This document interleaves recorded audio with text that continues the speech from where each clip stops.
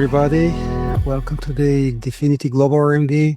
This one is a special one. It's the end of the month, so we're airing this on YouTube or internet, maybe across the galaxy. Who knows? One day we'll find out, but it will be too late because we won't be around, at least not me. So, thank you for again. Thanks for joining me. My name is Georgi. I'm a director of engineering here at DFINITY. And today you will be enjoying listening to me presenting our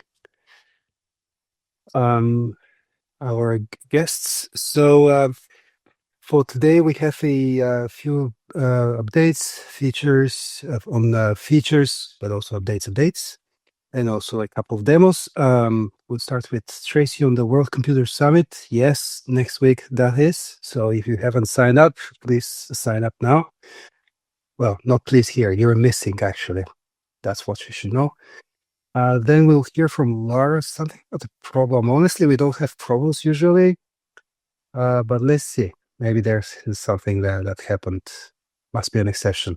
And then Franz Stefan Price about VetKeys, Alexander about asynchronous checkpointing, Luis about Solana RPC canister, and maybe a demo, who knows? And then Sarah Kell about community demo.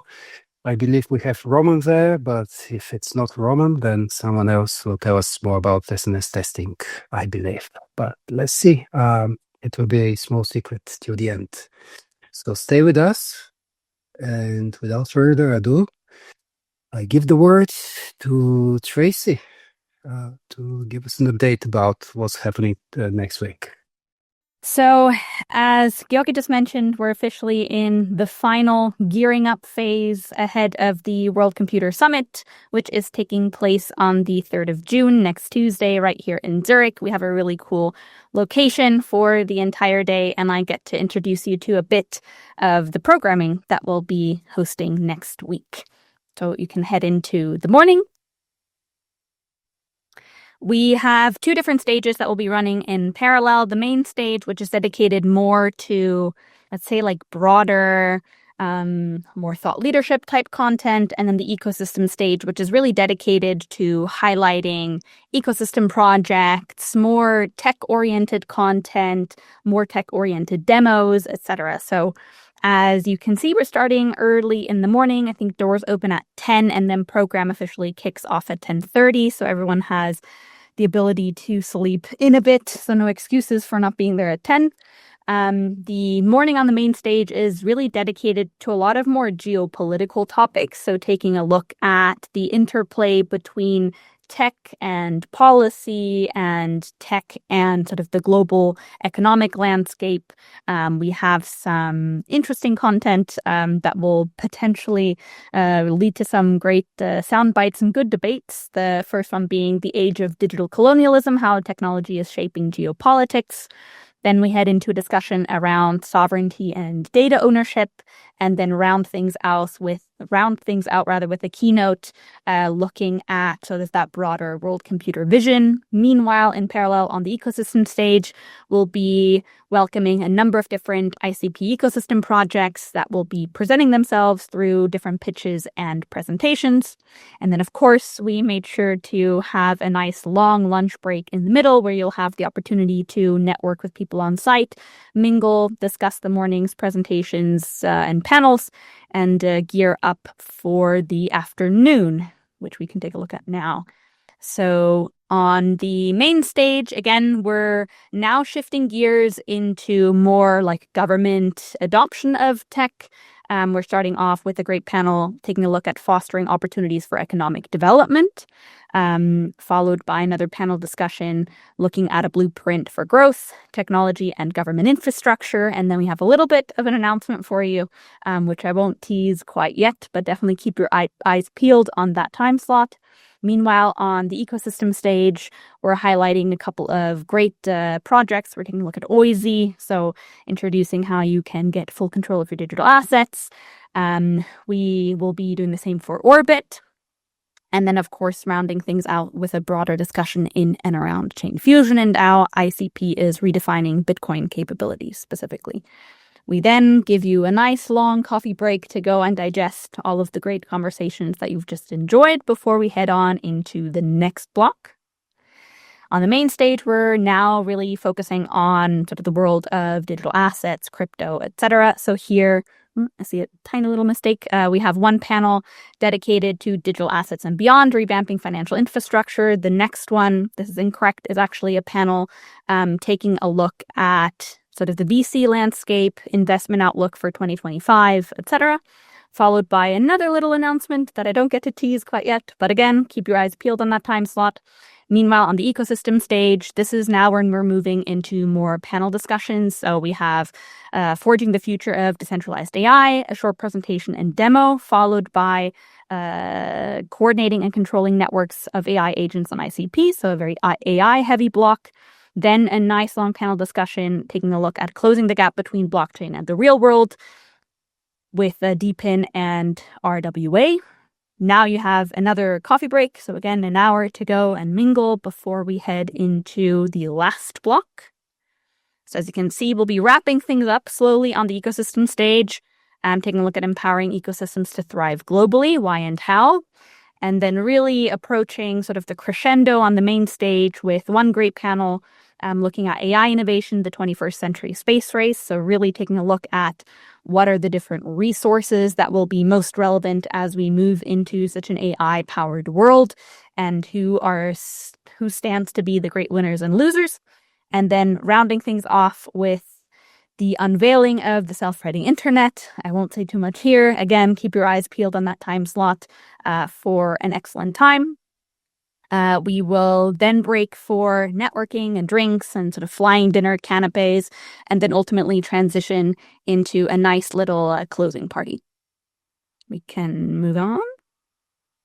And just to give you a bit of a sneak peek of the types of people and organizations that you can expect on stage, it's a really broad mix on the main stage. You have everything from academics like the ETHEI Center to the United Nations to the International Red Cross and big tech players like Cisco, consultants from BCG. So it's a nice, varied set of expertise that you'll get to experience on the main stage. Of course, the same goes for the ecosystem stage. So looking forward to welcoming everyone on the 3rd. If you haven't registered yet, this is your official invitation to do so. And we certainly hope to see everyone on Tuesday.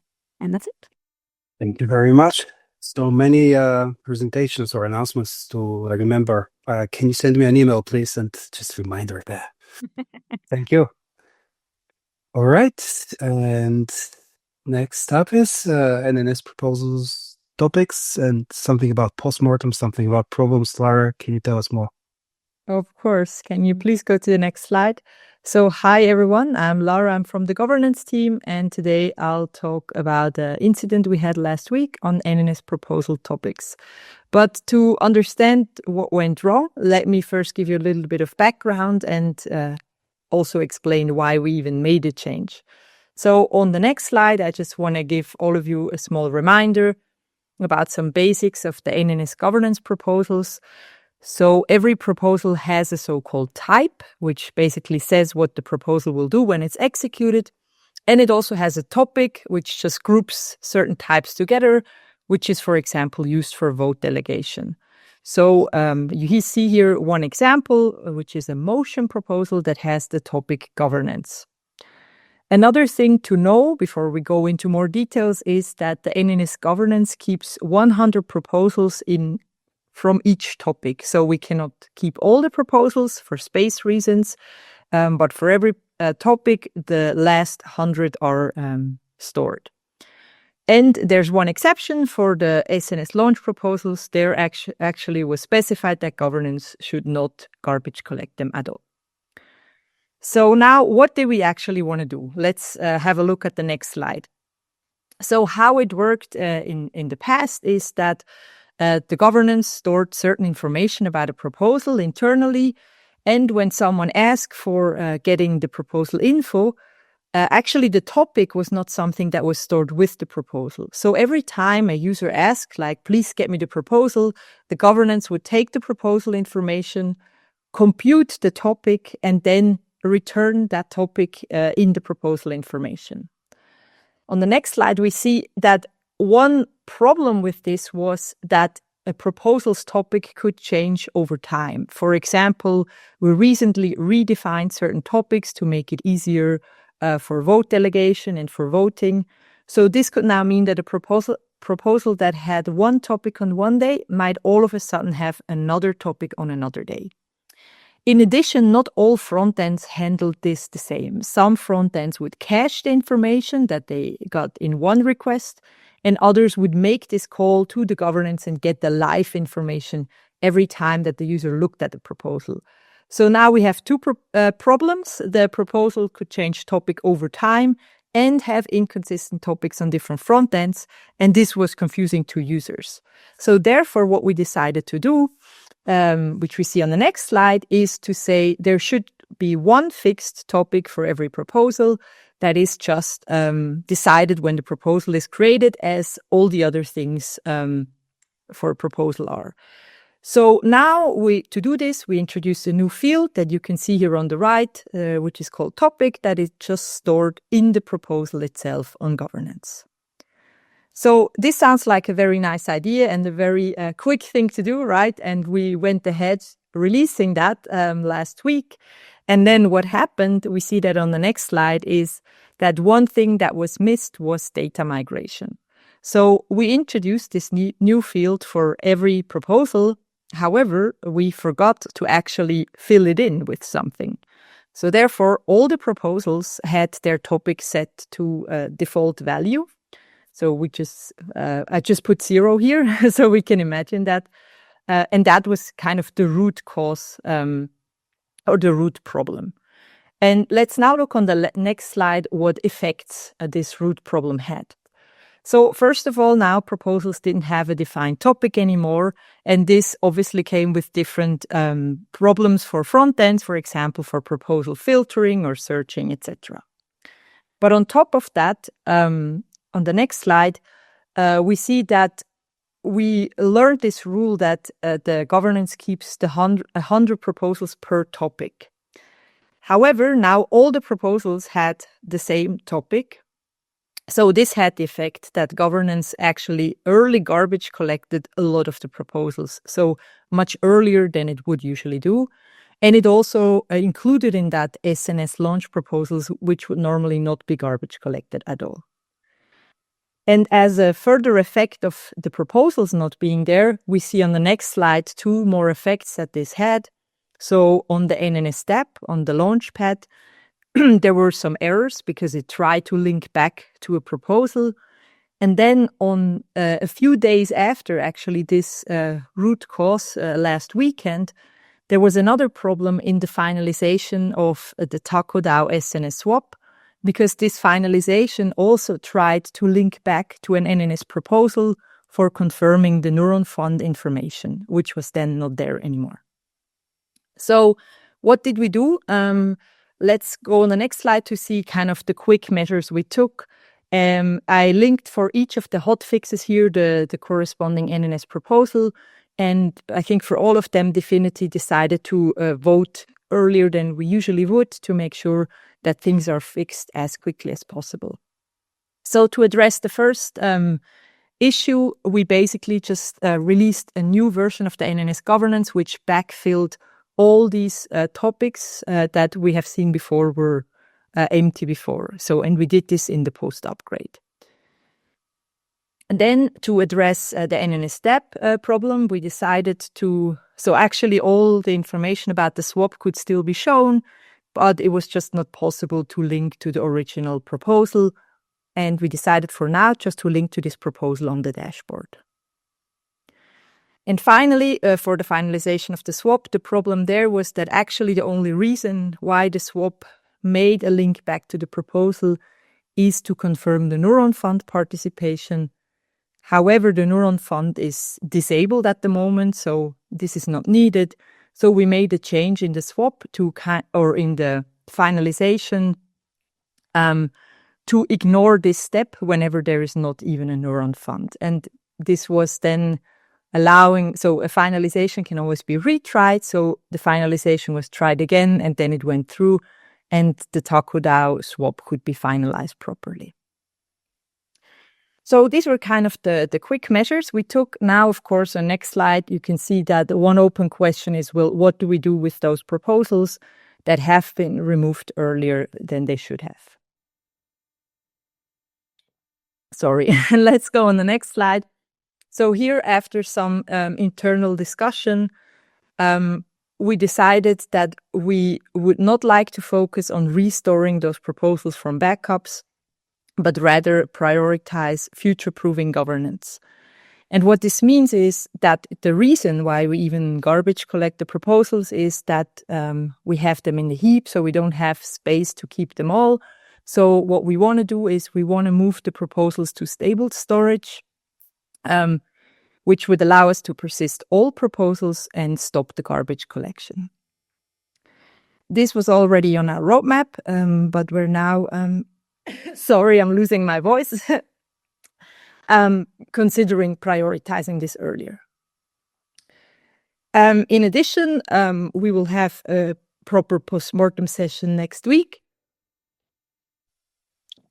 I'm sorry, and of course, in this we might come up with additional midterm action items that we can then share on the forum. Yes, I think that was all from my side. Thanks for your attention and giving it back to you, Georgi. Thanks a lot for all the insightful info, and I'm happy to hear that we're not going to call the garbage collector anymore on proposals. Reminder to everybody that's attending and watching us today, please shoot your questions in the chat, and presenters or other people will be happy to answer this. And if not, then you stay with the question. So it's always a win-win. All right, now next up is features, and the first one is VetKeys. It's been quite a while since we gave an update on what's happening on the VetKeys front, so let me share some news regarding this. So what's happening? The VetKeys test key is usable starting from next week. We are code complete on the implementation. We had an internal security review passed successfully, and we created the test key. And the enablement for the test key is planned for next Monday, June the 2nd. And the production key then shall follow shortly. So as a reminder, why are we doing this in the first place? So blockchains are great for integrity and availability, but not so great for confidentiality. And what we want to do is we want to facilitate building privacy preserving and confidentiality requiring dapps on the IC. So how did we do this? We integrated a protocol that is called VetKeys into the ICP stack. And then we created and backed up a master test key using a protocol called non-interactive distributed key generation. So let me briefly recap on what VetKeys is all about. So VetKeys stands for verifiably encrypted threshold key derivation. And what it allows you to do is to derive a strong cryptographic key from a master key. And in our case, this master key is secret shared across the nodes in a subnet. So we call one such derived key a VetKey, plural VetKeys. This is also where the feature name comes from. And one VetKey is verifiably encrypted under some user-provided transport key, so that the nodes that participate in the protocol actually don't learn the key, so that it stays secret end-to-end. And that key is usable then as a symmetric or asymmetric encryption key, and for various other things that I will give more details on later. As I said, we integrated VetKeys into the ICP stack, and what Canister will now be able to do is to request the derivation of a VetKey and also the respective public or verification key. And why should we care about this? Because every node keeps a full copy of the state. So it's a good idea to encrypt the state on the blockchain.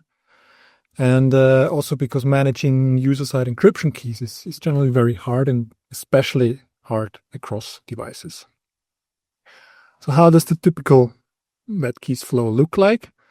The flow starts in the front end, where you generate a so-called transport key pair. This is a throwaway key pair that's only needed for the duration of the call, consisting of a secret and a public part.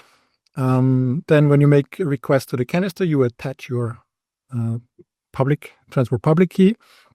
And then what the canister is doing is performing some access control. So figuring out whether you're actually allowed to access the VetKey that you're about to derive. And if the canister determines successfully that you're allowed to do that, he will make a call to the management canister to derive the key under the threshold transport public key that you provided.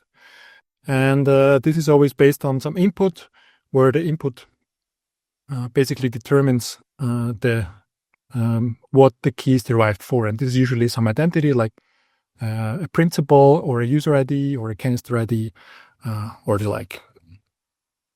What is returned is an encrypted VetKey, encrypted under the transport public key.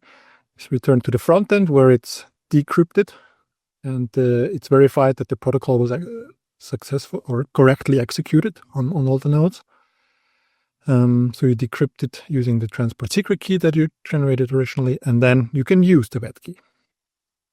So what can you use the VetKey for? So high level speaking, what this allows you to, what the VetKeys feature gives us, is a decentralized key management service on the internet computer. So basically you can generate, retrieve, and share strong cryptographic keys. And the nice thing is that you can share these keys then across all your devices, or also with other users. And it's the job of the canister to determine, based on the access control, which users are allowed to get this key. The VetKey can be used for symmetric encryption and decryption. So you can encrypt some data off chain, so ideally in the front end, and then you can store the resulting ciphertext anywhere. So on the IC, off chain, or also on other chains, if you like. You can use the VetKey for identity-based encryption. And the idea here is that anyone can encrypt to some identity. Again, the identity being some user ID or principal, some document ID that you want to share, for example, or to some canister. And only the identity owner then later can decrypt by using the VetKey. And this allows scenarios like time lock encryption, secret bit auctions, which we'll see later in the demo, MEV protection, and various other scenarios to be covered. And it can also be used for threshold BLS signatures and verifiable randomness. This shows the API that we finally settled on. So there are minor API renamings with regard to the API that we set out about 1.5 years ago in the first phase of this feature. But the changes are all non-functional changes. So it's just API improvements that shall make this API more usable. And for now, we'll use the same fees that are also applicable to threshold ECDSA and threshold Schnorr. And the good news is that we have quite a few efficiency improvements in the works for threshold ECDSA, Schnorr, and VetKD, which will make these protocols more efficient. And then we hope that we can then propose to lower the fees once these efficiency improvements have landed. And I'm quite excited to share that we also have been busy building a lot of developer tooling around VetKeys. So there is a repository called GitHub DFINITY VetKeys, which is like a treasure trove for incorporating VetKeys into IC dapps. Most notably, there is a cargo or a Rust crate published on Crate.io. And also we have a TypeScript library that is published on NPM. And this basically facilitates building these privacy-preserving dapps. The idea is that this tooling is end-to-end. So as I said, we have front-end components, TypeScript, and also back-end components, Rust and Motoko. We will publish the Motoko parts probably in the coming weeks. And what this tooling comprises is like a high-level part and a low-level part. So if you don't want to think about too much about all the cryptographic details, you can use our key manager and encrypted maps, which are our high-level tools, where the key manager allows you to derive and manage access to encrypted cryptographic keys. And encrypted maps allow you to basically securely store and share encrypted key value pairs in a way that the encryption and decryption is handled fully transparently for you in the front end. So you just say what state you want to store, and the library encrypts it for you transparently. If you care about low-level libraries, there is quite a lot of things that you can use there. So we allow you to create these transport keys that are needed, to decrypt and verify the encrypted VetKeys, to do symmetric encryption, derive symmetric encryption keys, to do identity-based encryption, everything you need, and also get access to BLS signature or BLS signing functionality. And there are many examples in the repository, such as a password manager, an encrypted message inbox, and secret bit auction with time locks that I will demo in a bit.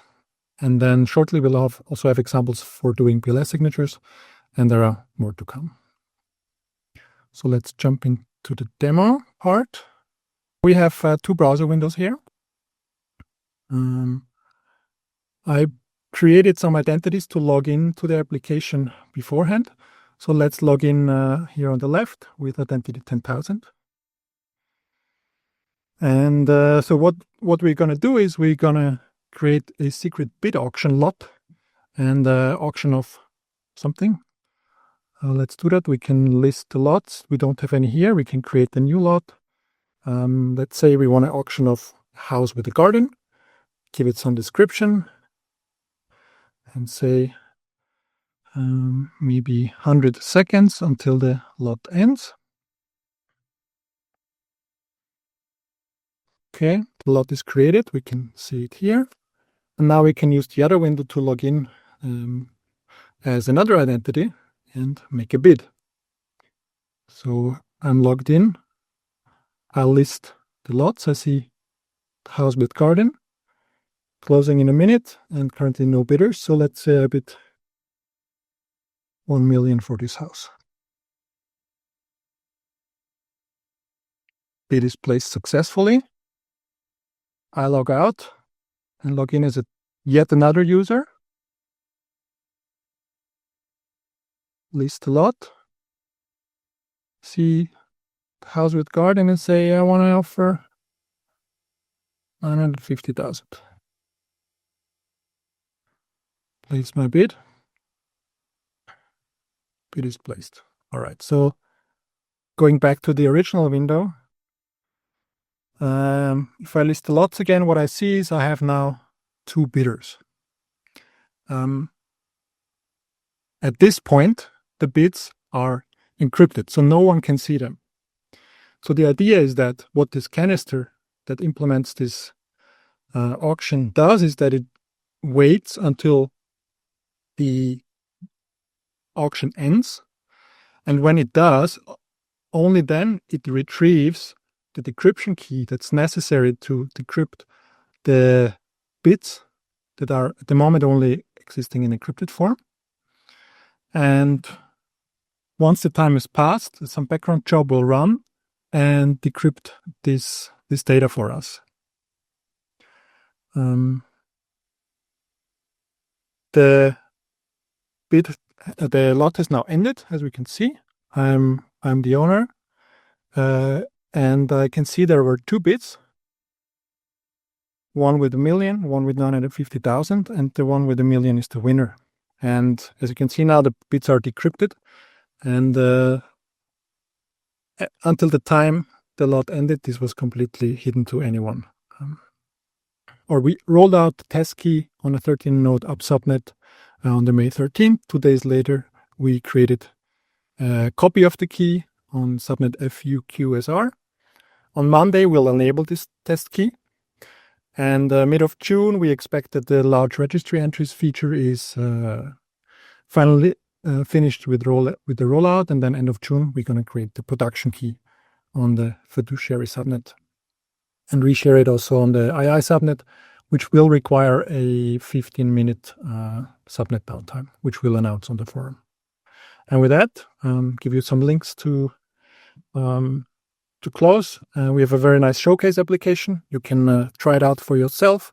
Time locks, encrypted notes, messages, and if you have any questions, drop us a message in the chat. Thank you. And next up is asynchronous checkpointing with Alex. Alex? Yeah. Hi, do you hear me? Yes. Yeah, great.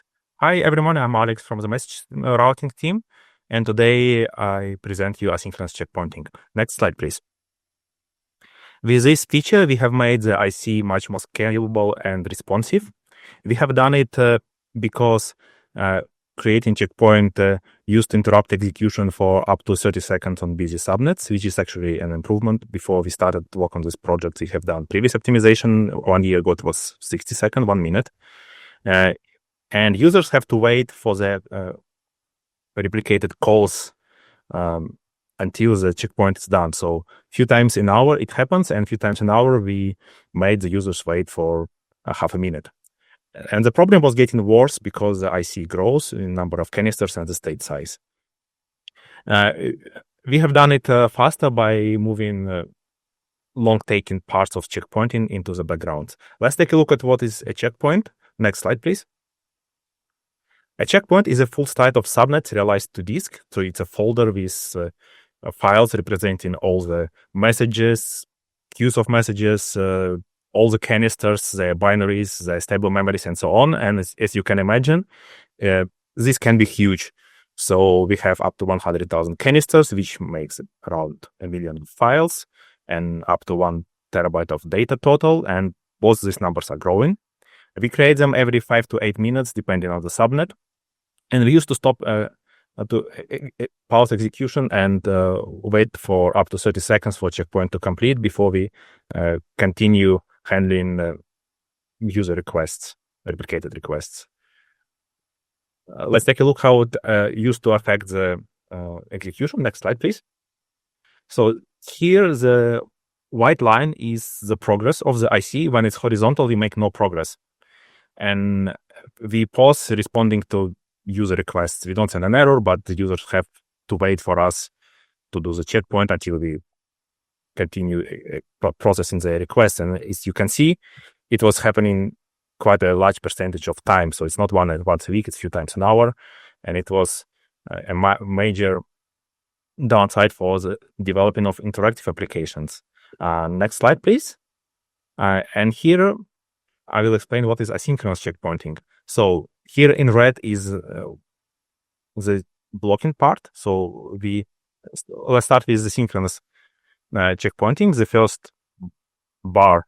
So we had an execution, and then we stopped for up to half a minute at the start of the presentation, at the start of the project, and then we continued execution. Then we split the checkpointing into multiple steps, made changes into routing codes to break the dependencies on them, and then move them into the background process. And only the small blocking part is left, which is critical for security guarantee, so we cannot move it out. But it's really fast as we can see. Now the checkpointing blocks in execution for much shorter time. Next slide, please. So this is how we want the progress. We want the progress at steady rates without interruptions. This happens when checkpointing is instant at this particular plot. Next slide, please. And this is the actual data from one of the busiest subnets. This is the checkpointing time. So the time for which we used to interrupt the execution a few times an hour. At the start of the project, it was around 25-30 seconds. And you can see that as we moved part of the checkpointing one by one into the background, each time it dropped quite significantly. And in the end, on the right, it's hard to see. So we made a zoom section because it's been rolled out yesterday. So it's only 1 day. This whole plot is 200 days. we reduce this time to 1 second. And actually, it will be a bit shorter because we are releasing one more optimization next week. It should be around half a second. So within this feature, asynchronous checkpointing, we have made 25-30 times improvement. And on total, starting last year ago with previous improvements and prognosing it in the next week, but we are very confident it will go to half a second. It is around 100 times improvement in checkpoint time, which we are very happy of. Next slide, please. So as a conclusion, we are ready for much higher loads and also for interactive applications. As a side benefit, because we moved the most of the checkpointing from the critical path, we were able to enhance it with more safety features, more security checks, safety checks. And as a future work, we plan to increase the state size. We were blocked by checkpointing, and now we can do it. Also to increase the number of canisters. We unblocked increase of number of canisters. It will be done mostly by execution team, not and partially by us. And also we plan to monitor the checkpointing time. We don't plan to optimize it further because it became not an issue which we are very proud of. Next slide, please. So this feature is done by me and by Shuo from the message routing team. It was unblocked by LSMT storage layer, which is a previous large project of the message routing team. And we were supported by execution team and node team throughout the checkpoint optimization. Is that it? Thanks. Thanks a lot, Alex. Quite an impressive improvement. We, the users of Internet Computer, really love these performance improvements. All right, and now next up are two exciting demos. We'll first start with Solana RPC. And Luis, who is going to tell us more about this and show us something working. So, Luis? Yeah. So hi, my name is Louis. I'm part of the cross-chain team here at DFINITY. Oh, I think somebody... Yeah, I think the echo's gone now. And I'd like to give a demo today of the Sol RPC canister and a simple example application making use of it. Next slide, please. So as a little bit of context, we published the first pre-release version of the Sol RPC canister last month in view of the full release tentatively by the end of June. And at the moment, we're still gathering feedback to make sure that we have all the documentation and features needed so that interested community members can build successful projects on making use of the Sol RPC canister by the time we unroll the full release. So we're currently gathering feedback from both internal and external community members and incorporating all of their feedback into the Sol RPC canister. Next slide, please. So just a little bit of an overview, a recap for some of you of how the Sol RPC canister works and how a basic application on the IC can make use of it. So the Sol RPC canister is a canister which interacts with the Solana blockchain via Solana's JSON RPC API. And so essentially the Sol RPC canister makes different requests to various RPC providers that then interact directly with Solana. It does this with HTTP out calls, and it then aggregates their responses together into a single response. This is important for decentralization, so we don't rely on a single RPC provider, as well as making sure we don't have a single point of failure in case one of them goes down. In addition, this means that the Sol RPC canister does all the heavy lifting in terms of API key management. So none of that is needed for applications wanting to interact with Solana. They can just pay for the calls in cycles. And also we take care of all the challenges related to consensus due to Solana's fast block time of 400 milliseconds. So for example, considering a simple Solana wallet canister living on the IC, if it wanted to, let's say, read the balance of an account or send a transaction, it would just make an inter-canister call to the Sol RPC canister, which then makes some HTTP out calls, aggregates the responses and sends them back. And our wallet just needs to pay using cycles. Next slide, please. So actually now I'd like to move on to the exciting part of this presentation, which is a demo of such a wallet canister. And so I will share my screen. My wallet canister is, as I said, it's an application. So a single canister application that I've already deployed. And the first step that I'd like to make is generate a user. So for this, I'm going to generate a random principal. And you can see I can run it again. It's really random. And now that I have a principal, I'd like to get a Solana account for my principal, for my user. So let's do this. Essentially what I'm going to do is I'm going to take my principal. I'm going to send it to my wallet canister. And the wallet canister will just derive an ECDSA key pair using my principal as well as the threshold schnorr API and send it back to me. And this will be my Solana account. So actually, if I may interrupt, I think you are sharing the wrong window because we see the Solana Explorer. Thank you. As I said, yeah, I generated earlier a random principal up here. And I now made a call to my canister, which sent me back a public key. And this public key is the address of the Solana account for my user. So if I go to now a Solana Explorer and type in my key, I will see that this account is unfunded. It's brand new. There's nothing on it. Let me save this key now for later.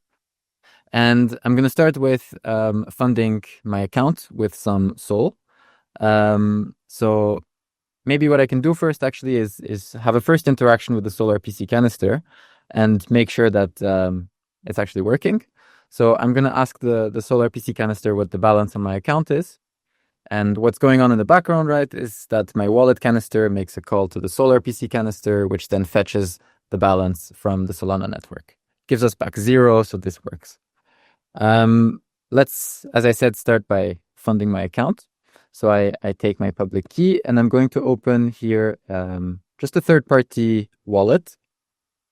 And I'm going to send some funds to this address. So we copy the public key. Let's send 1 SOL. This is sending. Now, this being a blockchain, it's even Solana is quick but not instant. If I check the balance again, let's see if it's already there. Not quite. So let's run it again, and now it should be there. And now the hope is that basically this account, great. This account that I now generated and is managed by my wallet canister is funded with 1 SOL. So here the balance is shown in Lamports, which is the base unit of SOL. 1 billion Lamports is 1 SOL.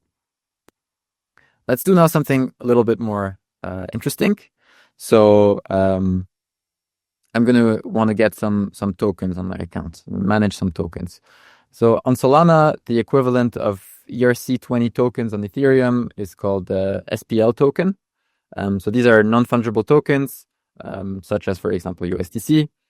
And they're entirely identified by a mint address. So in this example here, I'm going to use USDC. And this is the minting address of USDC. And actually, the way this works on Solana is I need to create kind of a special type of account that's associated with my base account and from which I can control some USDC.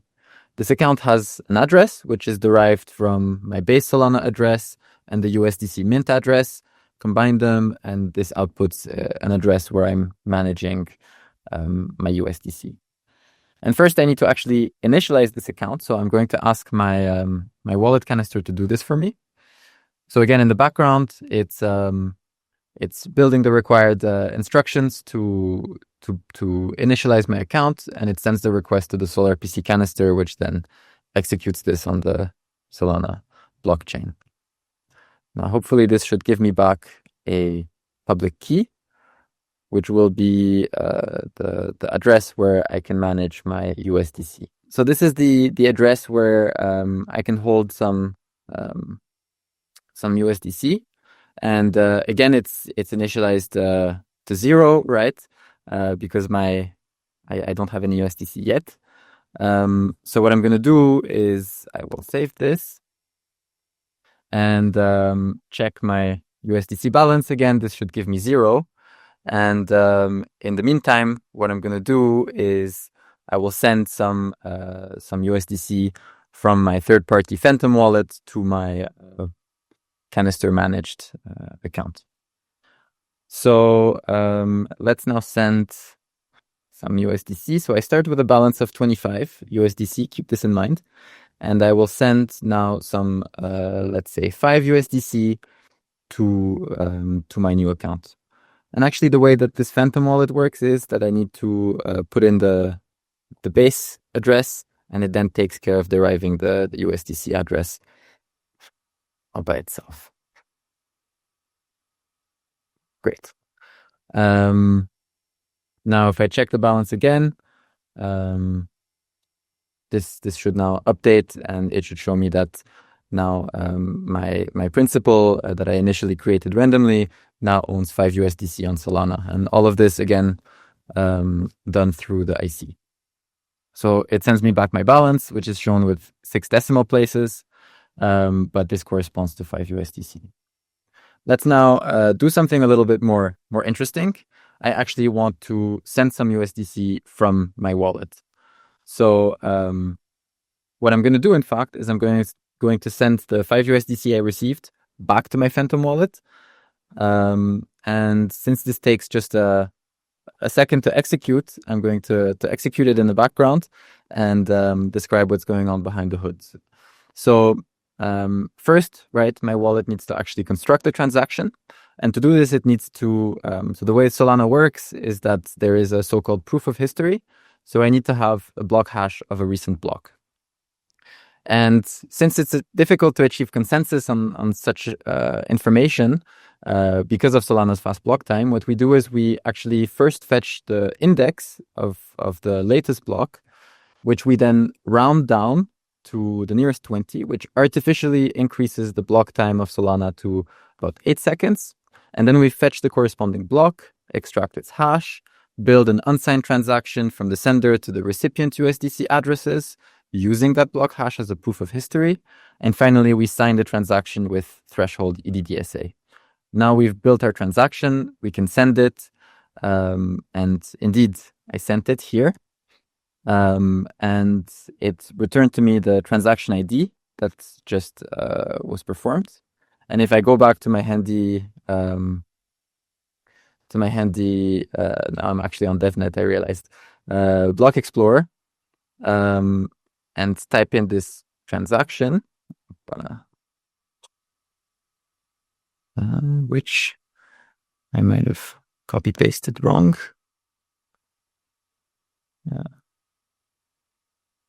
Okay, interesting. Seems that there is a problem with the Explorer. Great. There we go. Just a little bit of lag. So we jump down to the interesting part, which is we see that there is a transaction going on between my recipient and sender USDC accounts. And so the sender was debited 5 USDC, resulting in a balance of 0. So it sent back all its funds. And actually, if I go back to my wallet, if you remember, I said that I started with a balance of 25 and I'm back to 25. So this transaction took place successfully. So actually, I will stop my screen share and we can go back to the slides.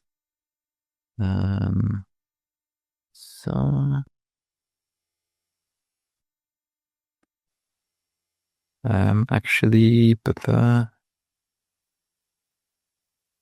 there we go. Yeah, so we can go back to the slides. So I just want to wrap this up by inviting all of you to check out the Solana RPC latest version, which is published on GitHub. So Solana RPC 0.2 is now live. You can interact with the wallet example that I just demonstrated. It's available on the GitHub repository. You can interact with and play around with the staging canister, which is live on the IC. Also check out the docs. And most importantly, make sure to give us some feedback. We'll be happy to integrate any feedback before the the full release, hopefully at the end of June. Thanks for listening. Thank you very much, Bui. Quite exciting. This is ready for hacking, so you heard him. Go ahead and hack something. All right. And last but not least for today, we have the Circle team, and I believe Roman is going to share.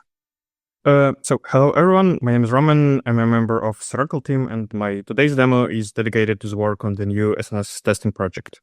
So the motivation behind the SNS testing project is to provide DApp developers the ability to test their applications with the service nervous system, avoiding spending real tokens on the real network, and simplifying community-driven processes such as SNS swap completion or the voting or either on NNS or SNS. So this goal was already accomplished by the existing SNS testing project, but it had some drawbacks that complicated its maintenance and overall user experience. So the new Rust-based SNS testing implementation aims to address the drawbacks of the old solution. So the old SNS testing is based on several bash scripts that interact with canister using dfix and quill directly. The canister interfaces are defined directly in these scripts, which requires updating them every time the interface changes. As a result, the old solution is only guaranteed to work and to be compatible with a given pinned version of the IC monorepository and certain versions of tooling such as dfix and quill. And when one needs to update it, he basically needs to run all the scripts and fix all occurring errors in progress. On the contrary, the new Rust-based implementation of the SNS testing is now a part of the IC monorepository. It uses the Rust API interface of the canisters that implement SNS and NNS directly. And the continuous integration in tests within this repository ensure that SNS testing stays compatible with the latest versions of these canisters and the IC tooling. And now the demo itself, but before proceeding, I just want to double check that the screen sharing shares the sound because, well, the demo is pre-recorded. I double checked that it should now share the sound. And we are good to go to the demo.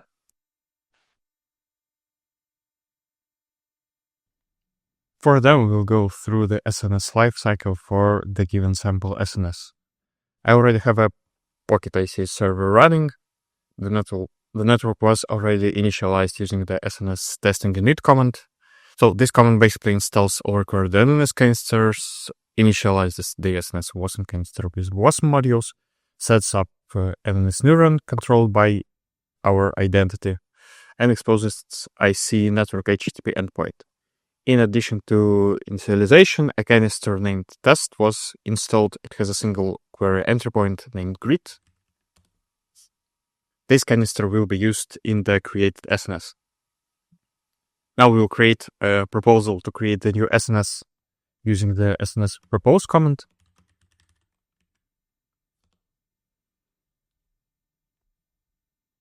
Initially, the created SNS will have one initial neuron controlled by our identity and have a single DApp canister that I mentioned earlier.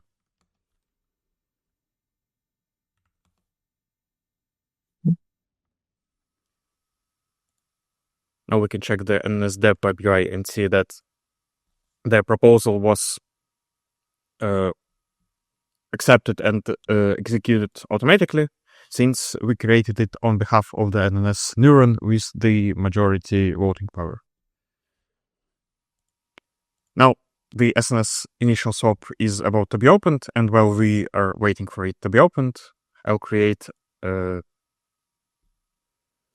new identity using Internet Identity Canister and try to transfer some ICP tokens to it.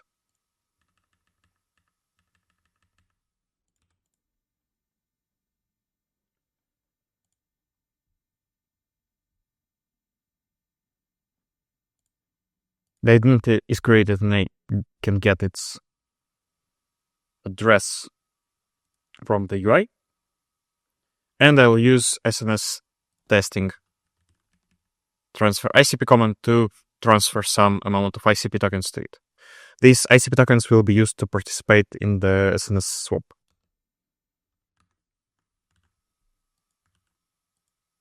We can see that the identity received 1,000 of tokens. And the swap is opened. So we will participate in the swap using some amount of our tokens.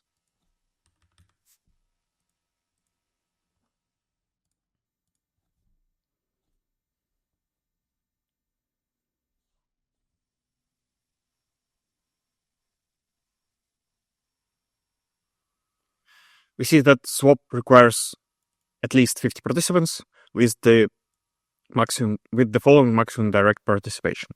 So we participated with the identity using the NS DApp web UI, and the remaining participations will be done using SNS testing swap complete command.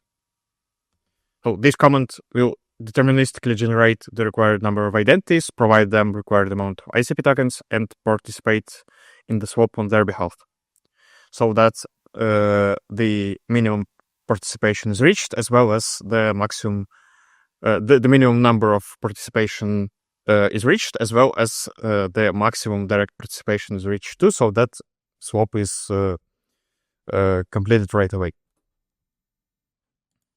Now we see that the SNS testing swap complete subcommand will perform 49 direct swap participations with the remaining amount of direct participations. And we can see in the NS DApp web UI that the number of participants is slowly increasing. Now let's wait for swap to be completed. Now the swap is completed. The participants that were generated by the SNS testing swap complete command increase their dissolve delay to obtain voting power. Now let's increase dissolve delay for the identity created in the web UI too, so that it has some voting power too.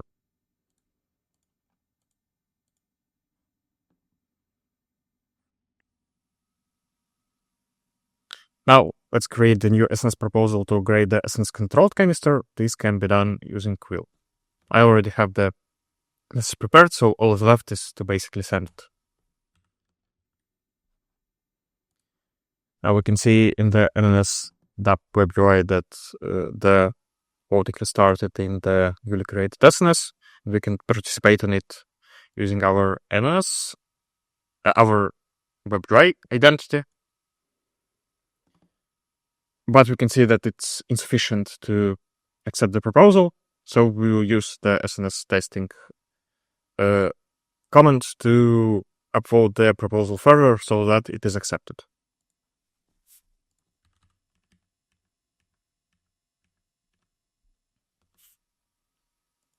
So the SNS testing SNS proposal upvote command basically uses the same identities as the SNS testing swap complete command. And thus, these identities are able to participate in voting and provide their yes votes. So yeah, now we can see that the proposal was accepted and executed by providing sufficient voting power in favor of the given proposal. And this completes our SNS lifecycle. Right. Yeah. So for more detailed information regarding the new SNS testing and its use cases, you can refer to the README in the corresponding package in the Internet Computer GitHub repository. And I do hope that the new SNS testing will ease DApp developers' lives and enhance their workflow. So yeah, thanks for attention. Thank you very much, Roman. Can you please stop sharing so that I can take over? Huh? And with this, we have actually, that's the end. That was the last presentation for today. Thank you all for attending us, and do join us next month. And also a big thank you for all presenters. And last but not least, do not forget to secure your seat or on the bus for the World Computer Summit next week. You still have a chance to do that. Passes are free. So thank you very much.